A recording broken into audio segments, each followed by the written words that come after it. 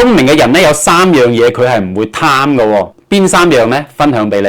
第一就係唔貪賭，聰明嘅人咧點會沉迷賭博啊？佢哋知道10賭9輸，賭場係專門劏嗰啲頭腦簡單、發白日夢，以為靠賭可以翻身嘅人，想靠賭嚟發達啊，發夢啦！輸錢嘅人唔單止輸錢，連智慧、人品同埋個頭家都會輸晒。第二，唔貪婚外情，婚外情係墮落嘅開始。開頭好似好爽，結局多數都係身敗名裂，甚至搞出大頭佛。真正聰明嘅人咧，知道婚外情係毒蘑菇，睇落好靚，食落攞命。第三，唔貪朋友多，聰明嘅人咧唔會有太多嘅朋友，因為佢哋一早就 cut 晒嗰啲無謂嘅應酬。